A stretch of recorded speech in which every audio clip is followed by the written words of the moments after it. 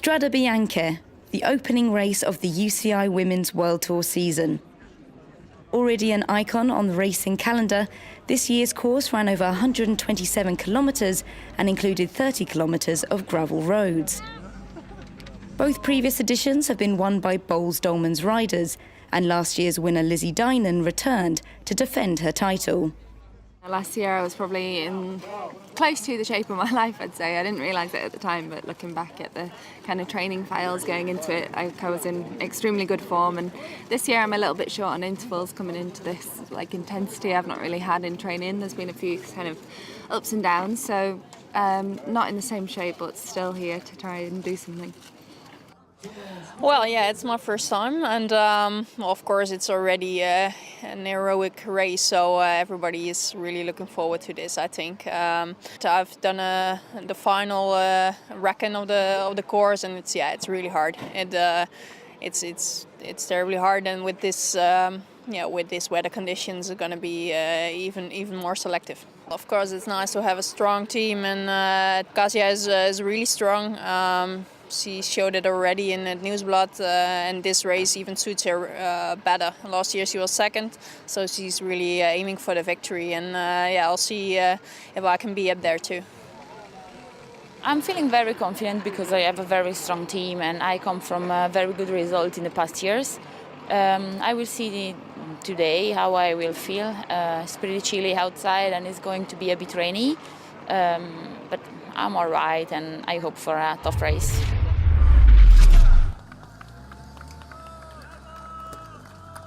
After the rollout under grey skies in Siena, the pace quickly picked up, reducing the peloton down to a group of 54 riders after 5 sectors of the famous white roads.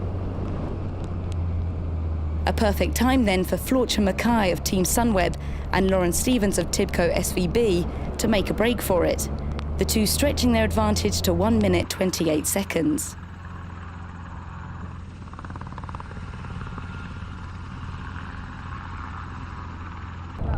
They reached the 7th gravel sector ahead, but with cyclocross expert Christine Majerus pulling for her Boels-Dolman's team at the front of the peloton, they were soon pulled back. A trio of Elisa Longo-Borghini, Kasia Niewiadoma and Lizzie Deignan took the opportunity to launch a decisive escape of their own.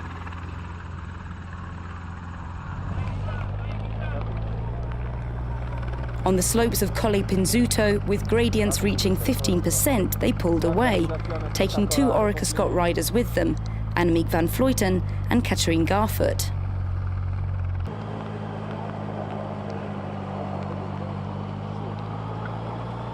With 15 kilometres to go, the weather turned for the worse. And while the front group of 5 looked to each other to do the work, Stevens, Ashley Moolman-Passio and Janneke Ensing jumped out of the chasing group. This effort only lasted until the final gravel road, when they were swallowed up by a group headed by WM3's Marianne Vos.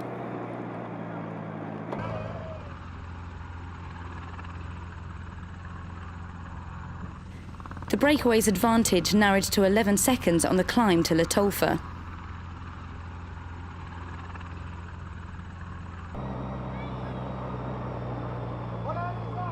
The effort told for Garfoot, the Australian national champ losing ground on the other leaders, joining back with them 8 kilometres to the finish.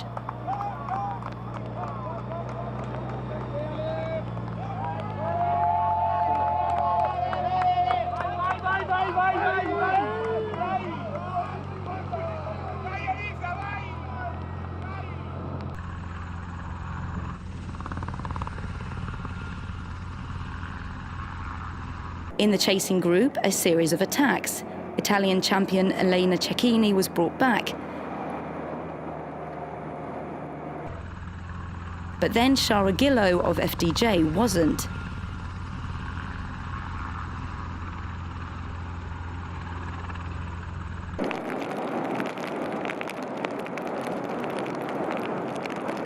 Lucinda Brand, already with a pro win this season, chased in hot pursuit.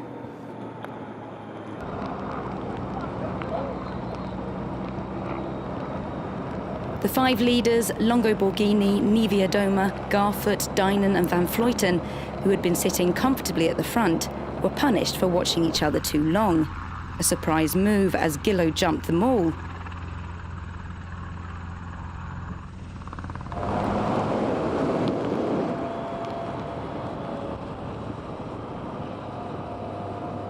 Brand, not far behind, did the same, using the wide stretch of road and immediately passing the lone Australian.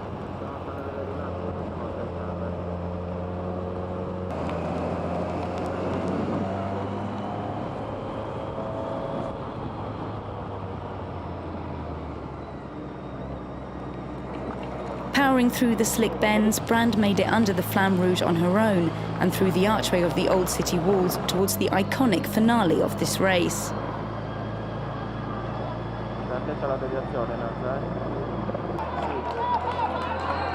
Gillo briefly rejoined the Dutchwoman on the punishing lower slope, but their previous efforts had taken their toll.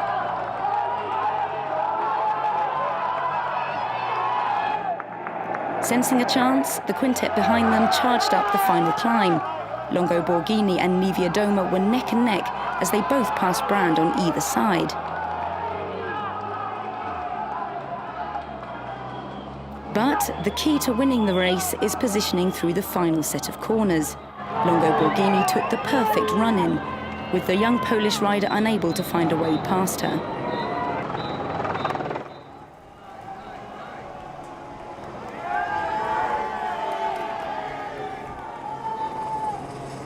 Once through the final right-hander, the Italian was the sure winner, a famous first victory in this race for the home nation.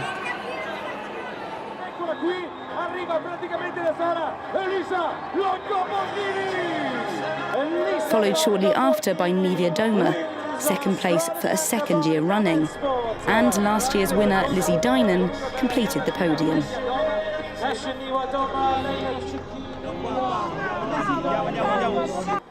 What a race by Elisa Longo Borghini on that final climb.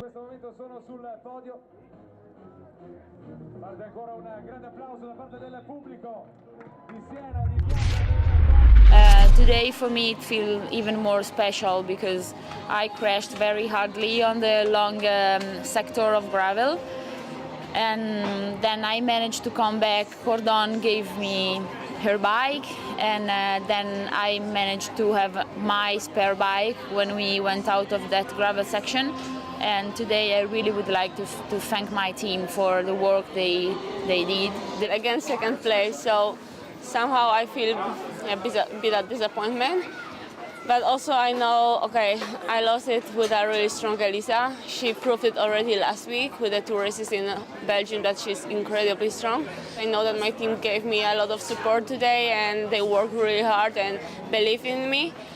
I also know that I was strong enough to win, but at the final I should just pass Elisa in that straight roads after the steep part, because otherwise you are not going to win it. And I knew it, but I didn't do it. It was a strange race, I think, because, you know, we were racing with four and normally we would kind of be aggressive and make the race, but nobody really took it on, and eventually it kind of came down to us anyway, and we split it up on two sections to go of gravel, so that, you know, Christine Majerus did an incredible job leading me into one of those sections, and I just thought, well, the position's good, I might as well take it on. I'm not used to it. I'm just struggling normally, and now I have the World Tour jersey. I have no words for this. Ancora una volta lei, il bronzo olimpico di Rio, il bronzo di Vandenburg 2012, Elisa Longo Borghini. Confirmation then of the podium. Elisa Longo Borghini, the home nation's first winner of the race. Lucinda Brand, who looked set to win at one point, came in fourth at 8 seconds, with fellow Dutchwoman Annemiek van Vleuten close behind, one of 3 Orica Scott riders in the top 10. The Women's World Tour rankings mirror the race top 10 in week 1, with Longo Borghini donning the jersey. 21-year-old Cecily Uttrup Ludwig swaps her Cervelo Bigler jersey for the blue jersey of the Women's World Tour youth leader, ahead of Astana's Sofia Begin and Team Sunweb's Floortje Mackay.